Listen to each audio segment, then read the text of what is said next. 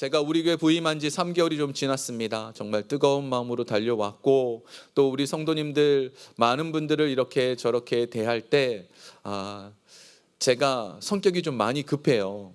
제가 많이 급해 보이죠? 정말 많이 급해요. 그래서 우리 성도님들 어떤 분은 몸이 좀 안 좋다라는 얘기 들을 때, 어떤 분들은 가정에 문제가 있다라는 얘기를 들을 때 제가 이 앞에서 기도하며 하나님 기도의 응답을 좀 주시되 조금만 빨리 주시면 안 될까요? 몇 번을 그렇게 외쳤는지 몰라요. 하나님, 우리 교회 보통 목회자들이 강단을 눈물로 적시면 그 교회 부흥이 있다는데 저희 교회는 강단이 너무 커요. 막 그러고. 제가 참 3개월을 보내면서 우리 성도님들이 빨리 응답을 좀 받았으면 좋겠다. 그래서 치료됐습니다. 해결받았습니다. 하나님께서 내 가정, 내 자녀를 돌보셨습니다. 막 이런 얘기가 막 크게 많이 들려왔으면 좋겠다라는 이 갈급함이 있었어요. 그래서 매일매일이 실은 좀 조급했습니다. 근데 하나님께서 제게 마음을 하나 주시더라고요. 우리 성도님들이 기도의 응답을 받는 건 아주 쉬운 일이라고. 아멘이 한 번도 없으십니다. 하나님의 입장에서 본다면 너무 쉬운 일이에요. 하나님 앞에서는 우리가 태산 같은 문제라 할지라도 한 번에, 한순간에, 어쩌면 지금 이 순간도 응답이 바로 올 수도 있습니다. 하나님께는 불가능이 없으시잖아요. 기도에 응답을 주시는 건 너무 하나님의 입장에서는 쉬운 일입니다. 그런데 하나님께서 제게 주셨던 마음은 무엇보다도 예배의 임재를 통하여 하나님의 임재를 느끼는 것, 이게 더 중요하다는 거예요. 기도의 응답 중요합니다. 그런데 하나님의 임재를 느끼고 매 순간 나를 돕고 계시고 월요일부터 토요일 하나님께서 아침부터 저녁까지 나와 동행하시는 그 느낌을 알기만 한다면, 임재를 느끼기만 한다면 이게 가장 큰 축복이라는 거예요. 그래서 이 축복을 우리 성도님들도 같이 나누려면, 그런데 이 하나님의 임재는 오직 예배를 통해서만 가능합니다. 예배 때 하나님께서 나를 다스리시고 나를 만나주시는 이 은혜는 오직 예배 때만 가능하다라는 겁니다. 그래서 예배는 진짜 중요해요. 칼바르트라는 아주 유명한 신학자가 예배에 대해서 얘기를 했는데 이 말이 참 멋집니다. 그리스도인이 하나님께 경배하는 것은 인간 생활에서 일어날 수 있는 가장 중대하고 가장 시급하며 가장 영광스러운 일이다. 무슨 말인가 하면 예수 믿는 사람에게 있어서 가장 중요한 게 뭐냐? 하나님께 예배하는 거예요. 가장 우선순위가 뭐냐? 하나님께 예배하는 거예요. 그리고 가장 영광스러운 게 뭐냐? 하나님께 예배하는 겁니다. 왜냐하면 예배, 이 하나님의 임재를 느끼기만 하면 다 풀려요. 예배만 잘 드리면 다 풀려요. 그럼 우리 모두가 지금도 예배를 드리기 위해서 왔고, 이 예배 때마다 하나님의 임재가 우리 교회에 있으면 다 풀려요. 그래서 이 하나님의 은혜를 경험하는 건 필요하고 중요합니다. 근데 예배가 있으면, 하나님의 임재가 있으면 우리 목마름이 좀 해결되거든요. 우리 삶에 필요한 기도의 응답들이 해결되거든요. 오늘 본문엔 사마리아 여인이 나옵니다. 많이 들어보셨고 알고 계십니다. 그런데 이 사마리아 여인의 삶이 우리의 삶이에요. 이 여인을 하나하나 들여다보면 우리가 겪고 있는 목마름, 갈급함, 답답함, 해결받고 싶어하는 것들 여기에 다 포함되어 있더라고요. 먼저 보면 이 사마리아 여인은요, 가정 안에 문제가 있었어요. 이 여인은 결혼을 6번째 했습니다. 그 말은 5번의 이혼이 있었다는 뜻이에요. 근데 지금도 이혼을 한번 하면 그 고통과 아픔이 평생 가잖아요. 생각보다 그 상처가 쉽게 아물지 않거든요. 그런데 이 당시에는 이혼을 한다라는 건, 특히 여자가 이혼을 한다는 건 굉장히 큰 상처였습니다. 왜냐하면 이혼은 남자만 요구할 수 있었어요. 여자는 우리 성격이 좀 안 맞아요, 우리 이혼해요, 이게 성립이 안 돼요. 법적으로도 안 돼요. 그러니까 오직 남자만이 여자에게 우리 이혼하자라고 얘기했다라는 건, 이 여자는 5번에 버림받은 거예요. 남자가 버리는 거예요. 근데 이 당시에 이 힐렐 학파라고 아주 급진적인 유대인들이 쓴 책에 보면 이혼의 조건이 있어요. 이럴 때는 이혼할 수 있는 거예요. 그게 뭐냐? 아내가 다른 남자랑 대화를 할 때. 이거는 조금 이해가 될 수도 있어요. 왜냐하면 질투가 나니까 대화하지 마. 나만 사랑해. 뭐 이럴 수도 있겠죠. 근데 또 다른 얘기들을 보면 이해가 안 되는 게 너무 많아요. 이게 어떤 내용이 포함되어 있느냐? 아내가 길에서 춤을 추었을 때. 그것도 조금 이상하긴 해요. 근데 더 놀라운 건 아내가 저녁 식사를 망쳤을 때. 음식 못하면 이혼 사유가 됩니다. 이건 다들 화가 나시죠? 더 화가 나는 건 아내가 개한테 물렸는데 그 상처가 안 나으면 이혼할 수 있대요. 이게 더 말이 안 되는 게 아내가 상처를 입었으면 괜찮니? 치유해주고 낫게 해주고 이래야 되는데 한마디로 말해서 이혼의 조건은 남자 마음대로란 뜻이에요. 이게 이 당시의 일이에요. 그러니까 이 사마리아 여인은 가정 안에서 남편으로부터 버림받은 거예요. 이 여인이 문제가 있었기 때문이 아니에요. 이 여인의 성격에 문제가 있었기 때문이라고 보지 않아요. 이것은 이 여인이 가지고 있는 아픔이죠. 그 C.S. 루이스라는 사람이 스크루테이프의 편지라는 그 책을 쓴 게 있습니다. 이거는 마귀가 조카 마귀한테 쓴 편지예요.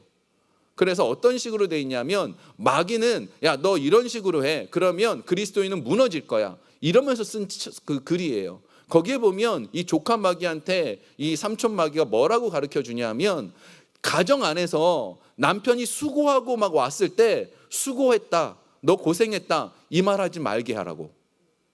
아내가 막 희생하잖아요, 헌신하잖아요. 그러면 남편이 그 말 하지 않게 만들라고. 가정 안에서 서로 이기적으로 야, 내가 얼마나 더 고생했는지 알아? 내가 더 얼마나 힘들었는지 알아? 서로 말하게 하라고. 그러면 가정은 깨어질 거다. 이렇게 얘기를 해요. 근데 이 말이 맞잖아요. 가정 안에서 우리가 서로 보듬어주고 위로받기보다는 가정 안에서 받는 상처가 많을 때가 더 있는 게 우리 현실이에요. 예수 믿는 사람도 안타깝지만 이 안에 포함이 되어 있는 거예요. 그래서 이 가정 안의 문제가 사마리아 여인이 가지고 있던 상처입니다. 두 번째 상처가 뭐냐? 사람과의 관계예요. 5번이나 이혼당하고 나니까 마을 사람들이 알잖아요. 조그만 동네니까. 그 사람들이 손가락질하는 거예요. 저 여자 벌써 5번 이혼했대. 그러니까 이 여자가 그 말을 들을 때마다 사마리아 여인의 마음이 얼마나 괴로웠겠어요. 근데 사람들은 참 신기하죠. 남을 아프게 하는 말을 너무 쉽게 해요. 더 놀라운 게 뭔지 아십니까? 남을 아프게 하는 말을 하고도 자기가 잘못하는 걸 잘 몰라요. 이게 누구의 잘못이라고 할 수 없는 거예요. 사마리아 여인의 잘못도 아니고 마을 사람의 잘못도 아니고 어찌됐든 관계는 깨어졌어요. 그래서 이 여인은요, 마을 사람들 보기 싫으니까 물을 뜨러 나갈 그 우물에 가야 되는데 낮 12시 너무 뜨거워서 너무 더워서 아무도 안 움직일 그 사막에 있는 그곳에서 12시에 가서 혼자 갔다 오는 거예요. 마을 사람들 보기 싫으니까. 근데 이 상처가 있으면 어떤 일이 벌어지느냐 하면 예수님을 앞에 두고도 그 상처가 드러나요. 쓴뿌리가 드러나요. 그래서 예수님을 만났는데도 불구하고 이 여인이 예수님께 뭐라 그러냐면 신경질을 냅니다. 9절을 한번 볼까요? 9절에 보면 사마리아 여자가 이르되 당신은 유대인으로서 어찌하여 사마리아 여자인 나에게 물을 달라 하나이까 하니 이는 유대인이 사마리아인과 상종하지 아니함이더라. 예수님이 물 좀 달라 그랬어요. 그럼 모르는 사람이잖아요. 메시아든 알든 몰랐든 그냥 물 좀 달라 그러면 주면 되잖아요. 그걸 왜 줘요? 유대인인데 왜 나한테 말 걸어요? 이 안에 있는 상처가 있으니까 바깥으로 드러나는 거예요. 예수님을 만났는데도 드러나는 거예요. 그래서 우리가 갖고 있는 이 아픔과 사마리아 여인은 별 차이가 없는 겁니다. 그런데 이 여인이 예수님을 제대로 만나니까 바뀌어요. 완전 바뀝니다. 예수님을 만나서 어떻게 바뀌었느냐? 4장 28절 29절에 보면 예수님을 만나고 난 다음에 마을 사람들에게 찾아갑니다. 그리고 이렇게 외치지요. 여자가 물동이를 버려두고 동네로 들어가서 사람들에게 이르되 나의 행한 모든 일을 내게 말한 사람을 와서 보라. 이는 그리스도가 아니냐. 아까 조금 전까지만 해도요. 조금 전까지만 해도 마을 사람들 안 만났잖아요. 피해 다녔잖아요. 오히려 나를 힘들게 한 사람한테 찾아가요. 예수님 만나고 나니까 달라진 거예요. 찾아가요. 내가 메시아를 만났다고. 와서 좀 만나라고. 메시아를 만났다고. 이게 진짜 놀라운 기적이에요. 나를 괴롭게 하고 나를 아프게 하는 사람한테 예수님 만나시라고, 예수님 좀 한번 만나보라고 이렇게 말할 수 있을 만큼 완전히 바뀌어지게 돼요. 완전히 바뀌어지게 돼요. 이게 바로 예수님을 만나느냐 하나님의 임재를 느끼느냐 그렇지 못하느냐의 굉장히 큰 차이점입니다. 이 사마리아 여인은요, 이름은 기록되어 있지 않지만 대단했던 사람이에요. 왜냐하면 자기가 너무 목말랐고 상처받은 것을 해결하고 싶었어요. 그게 뭐냐, 하나님께 예배하면 된다라더라. 그래서 그 예배에 대해서 열심히 연구하고 공부했습니다. 4장 20절에 보면 예수님께 이렇게 얘기하거든요. 4장 20절에 보면 우리 조상들은 이 산에서 예배하였는데 당신들의 말은 예배할 곳이 예루살렘에 있다 하더이다. 이게 무슨 말인가 하면, 공부해 보니까 사마리아에는 무슨 어디가 있었냐면 베델이라는 지역이 있는 거예요. 옛날 베델 생각나시죠? 야곱이 하나님께 제단을 쌓았던 곳. 그리고 이 베델이라는 동네는요, 옛날에 하나님의 그 성소가 있던 곳이에요. 그러면 거기서 예배하면 되지 않습니까? 사마리아 사람들 얘기했는데 아니라는 거예요. 유대인들은 예루살렘에서만 예배해야 된다. 뭐 어찌 됐든 간에 이 모든 지식을 공부했어요. 대단한 거죠. 하나님에 대한 지식을 공부했어요. 대단한 겁니다. 우리 모두 예수님이 나를 위해 십자가를 지시고 나를 위해 죽으시고 나를 위해 부활하셨다라는 지식 알잖아요. 이 여인은 이미 알고 있었는데도 이게 예수님을 만나지 않으면 지식은 의미가 없는 거예요. 지식이 작동을 할 수가 없어요. 김수환 추기경이라고 옛날 천국에서 참 천주교에서 참 좋으셨던 분이 있습니다. 이분이 했던 유명한 명언 중에 하나가 머리에서 가슴으로 오는데 30년 걸렸다고. 머리로 알고 있는 게 내가 가슴으로 행동하는데 30년 걸린다고. 이 말이 진리예요.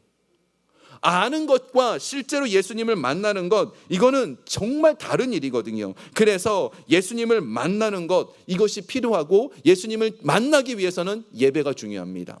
제가 설교를 준비하면서 제가 예배를 몇 번 드리나 한번 따져봤어요. 제가 일주일에 예배를 9번 드립니다. 그 1년으로 따지니까 무려 468번을 드리더라고요. 엄청 많은 거예요.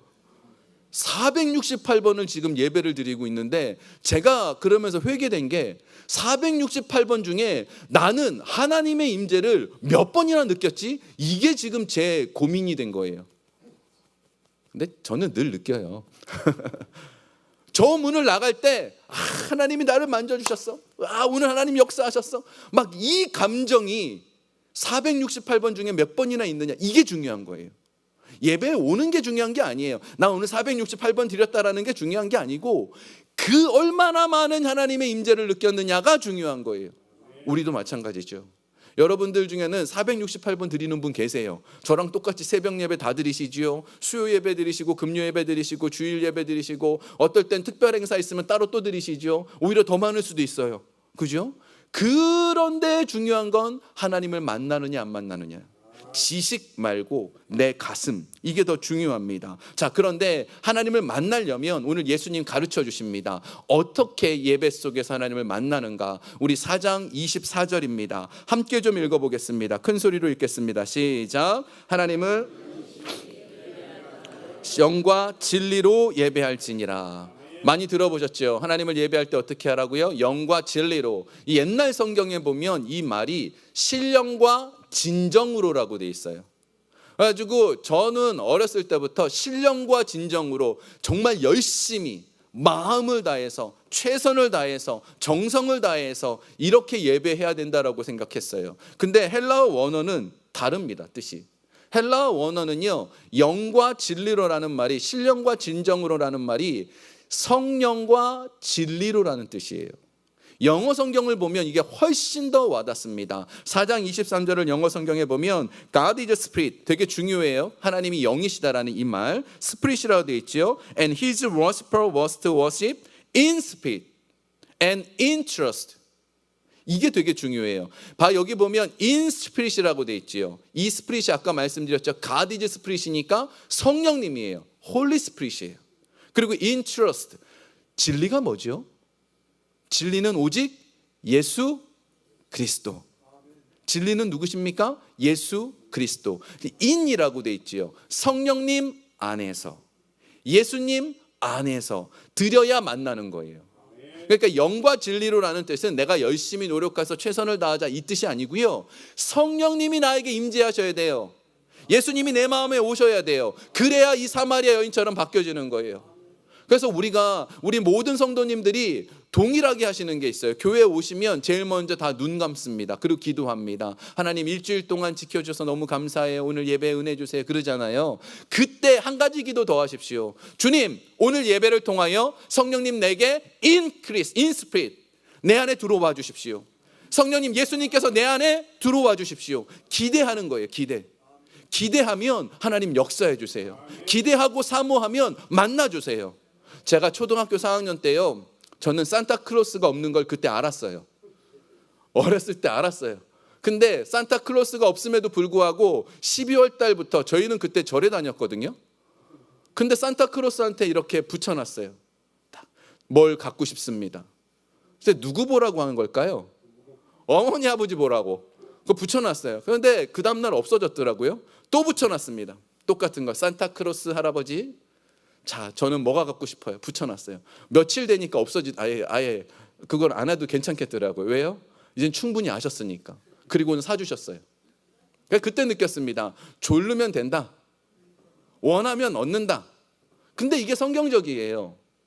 왜냐하면 하나님께서 보셔서 우리가 가지면 안 되는 건 안 주세요. 가져서 위험하거나 우리가 큰일이 벌어질 것 같으면 안 주세요. 그런데 하나님 보시기에 자녀가 원하는데 그걸 왜 안 주냐고요. 예수님 그러셨거든요. 자녀가 원하는데 떡을 달라는데 돌을 주는 사람이 누가 있냐고. 생선을 달라 그러는데 뱀을 던져주면서, 그 뱀이 원래는 정갈이에요. 정갈 이렇게 말려져 있잖아요. 그렇게 생선 그렇게 주면서, 야 여기 떡 있다고, 여기 생선 있다고. 그 뭐 누가 그러냐고요. 원하는 대로 주지 않냐요. 이게 예수님의 말씀이잖아요. 예수님 우리가 원하는 대로 주세요. 그래서 우리가 뭘 원해야 될까요? 성령님이 내 안에 들어오기를. 아멘. 예수님이 내 안에 들어오시길. 그냥 왔다 그냥 가는 심령 말고, 마당만 밟고 가는 거 말고, 진짜 예수님을 만나서 이 사마리아 여인이 인생이 바뀐 것처럼, 삶의 상처가 치유된 것처럼 그 예배를 매일 드릴 수 있다고요. 매일 드릴 수 있다고요. 자, 그러면 오늘 이 본문에 이 말씀에 들어갈 때 예배하면 이 감격이 저는 경험해 본 적이 있습니다. 예전에 청년 사역을 한국에서 할 때 이제 강릉에 가서 수련회를 한 적이 있어요. 근데 그 교회를 하나 빌렸는데 지하부터 3층까지 있는 건물의 이 교회였습니다. 거기서 이제 예배를 드리는데, 이제 둘째 날 저녁이 되었을 때 청년들이 서울에서부터 이렇게 와야 되니까 퇴근하고 오는 사람이 있어서 예배를 조금 늦게 시작했어요. 8시쯤. 8시에 예배를 시작하고 나서 얼마 안 있다가 그 교회 담임 목사님이 내려오신 거예요. 좀 있으면 새벽 예배를 드리는데 언제 끝나세요? 조금 전에 8시에 예배를 시작했는데 그때 시계를 보니까 4시 반인 거예요. 8시간이 지나갔어요. 더 놀라운 건 거기 있던 청년들 어느 누구도 졸지를 않아요. 어느 누구도 지루해하지 않았어요. 다들 놀랐어요. 저 목사님이 왜 내려왔지? 저 목사님이 왜 지금 이 시간 여기 있지? 저분은 왜 안 주무시고 여기 있는 거야? 근데 8시간이 순식간에 지나가더라고요. 그때 그 감격과 그 예배가 전 잊혀지지 않더라고요. 그리고 그날 밤에 폭우가 쏟아진 거예요. 3층 꼭대기에 젊은 청년들은, 남자들은 텐트를 치고 자는데 비가 얼마나 퍼붓는지 밤새 그 물이 넘쳐갖고 잠도 못 자고 텐트도 다 젖고. 근데 중요하지 않아요. 애들이 막 히크 웃고 다녀요. 괜찮니? 괜찮다는 거예요. 예배가 너무 좋은 거예요. 배망 좀 고팠대요. 너무 좋은 거예요. 하나님의 임재를 느끼면 달라지거든요. 여러분 좀 사모하셨으면 좋겠습니다. 이 예배를 사모하셨으면 좋겠습니다. 자, 그러려면 먼저 나에게 오시는 예수님이 어떤 분이신지를 좀 알아야 돼요. 예수님의 사랑을 알면 사모하게 됩니다. 저는 오늘 이 사마리아 여인의 사건에서 제일 와닿았던 부분은 실은 6절이에요. 4장 6절에 보면 이런 말씀이 나옵니다. 함께 읽겠습니다. 거기 또 야곱의 우물이 있더라. 예수께서 길 가시다가 피곤하여 우물 곁에 그대로 앉으시니 때가 6시쯤 되었더라. 저는 여기에서 제 마음을 좀 감동하게 한 게 무엇이었는가 하면, 예수님께서 이 사마리아 여인을 만나기 위해서 걸어오셨어요. 아침 7시쯤 출발하신 것 같아요. 그리고 도착했을 때가 낮 12시였습니다. 근데 걸어오실 때 이 사마리아 여인은 사마리아 사람이잖아요. 사마리아 사람들은, 유대인들이 어떻게 되어 있느냐 하면 그런 일이 있었대요. 사마리아 사람을 자기 집에 일꾼으로 부린 거예요. 근데 일꾼으로 부리다가 거기 애들 있잖아요. 사마리아 사람들 애들. 걔들을 몰래 노예로 팔아버렸어요. 근데 마을에 있던 모든 유대인들이 그 사건을 묵인합니다. 사마리아 사람들은 상종하지 않아. 그 사람들은 노예처럼 대해도 돼. 이게 이 사람들의 마음이에요. 근데 예수님 그런 거 신경 쓰지 않았어요. 사마리아 사람, 여인, 그리고 버림받은 사람. 그럼에도 불구하고 찾아오셨는데, 이 본문에 보면 예수께서 길 가시다가 피곤하여라고 돼 있어요. 힘내서 15시간 걸어온 게 아니라 여러 가지 사역 때문에 피곤한 상태에서도 이 한 여인을 찾아서 4시간, 5시간을 찾아왔다라는 겁니다. 그뿐만 아니라 이 여인의 모든 걸 다 알고 있었어요. 그게 저는 너무 감사하더라고요. 하나님께서는 우리 상황의 모든 것을 다 알고 계시더라고요. 제가 여러분을 알기 위해서 정말 노력하지만 저는 다 몰라요. 얘기를 들어도 다 몰라요. 제가 어떤 상황인지 이미 얘기를 들었어도 이해가 안 될 때도 있어요. 이게 인간이 가진 한계예요. 근데 하나님은 아니세요. 다 아세요. 말씀하시기 전에 아세요. 그 예수님께서 오늘 기다리고 계세요. 예배라는 건 그거예요. 예수님이 이곳에서 먼저 기다리고 계세요. 내가 열기만 하면 예수님께서 내 안에 들어와 주신다라는 겁니다. 이 요한복음 4장 바로 전에 3장이 있지요. 3장에 우리 유명한 말씀이 나옵니다. 3장 16절에 보면 하나님이 세상을 이처럼 사랑하사 독생자를 주셨으니 이는 그를 믿는 자마다 멸망하지 않고 영생을 얻게 하려 하심이라. 그 다음 구절 더 중요해요.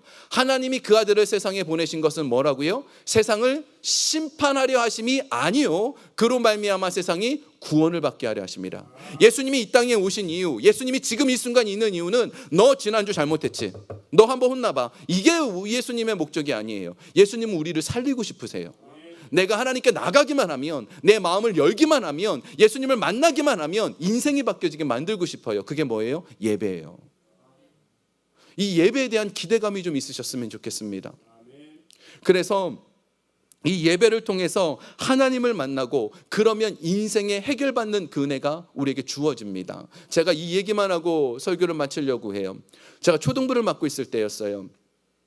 처음 초등부를 맡아서 애들을 한 사람 한 사람 인사를 하고 다니는데, 초등학교 4학년짜리 여자애한테 야 너 만나서 반갑다, 나 이번에 새로 부임한 김동현 전도사야, 그리고 딱 어깨에 이렇게 탁 툭툭 쳤더니 얘가 손을 팍 치면서 저한테 그러더라고요. 저 아세요?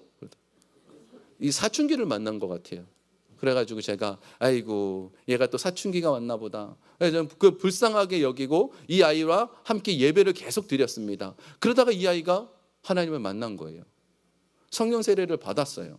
그리고 예배 때마다 참 많은 은혜를 받고 너무 좋았어요. 근데 한 번은 예배가 시작됐는데 얘가 늦은 애가 아닌데 늦게 들어오더니 이게 좀 이상한 게, 보니까 신발이 좀 이상한 걸 신고 왔어요. 한국에 가면요 화장실에 그 들어가는 욕실 슬리퍼가 따로 있지요. 그걸 신고 온 거예요. 그래가지고 얘가 왜 그러지? 그랬더니 그날따라 애가 너무 뜨겁게 은혜를 받고 눈물 흘리고 그러더라고요. 그래서 끝나고 물어봤어요. 이사가 너 왜 그러니? 왜 신발이 그래? 그랬더니 얘 아버지는요 여호와의 증인 목사예요. 이단의 목사예요. 그러니까 얘가 너무 교회를 잘 다니니까 얘를 교회를 못 다니게 하려고 문을 잠그고 신발을 다 숨긴 거예요. 근데 얘는 너무 예배가 사모되는 거예요. 예배를 가고 싶은데 갈 수는 있겠는데 맨발로 갈 수는 없으니까 욕실에 있는 슬리퍼 손에 들고 창문 넘어서 온 거예요. 그리고 와서 예배를 드린 거예요. 그렇게 사모하니까 하나님이 부어주시는 게 달라요. 얘 인생을 바꿔주시는 게 달라요. 근데 얘 친구도 한 명 있었어요. 근데 얘는 지금 인터넷으로 보고 있으니까 이름을 말할 수는 없고, 얘는 아버지가 술만 먹고 이 집을 다 뒤집어 엎는 거예요. 한 번은 전화가 왔어요. 새벽 2시인가 전화가 와가지고 목사님 저 지금 집 나왔다고, 도망쳐 나왔다고, 아버지가 또 깨부순다고. 저희 집에 와가지고 그때 단칸방에 다 잘 때인데 그 안쪽에 누워가지고 얘를 재우고 그리고 보내고 막 그랬었던 애예요. 근데 얘네 둘 다 은혜를 받으니까 삶이 매일 고생스럽고 고난이 그게 금방 해결이 안 되더라고요. 몇 년이 걸렸고 청년 때까지도 고생을 했어요. 근데요, 그들은 예배 때마다 위로하심을 겪는 거예요.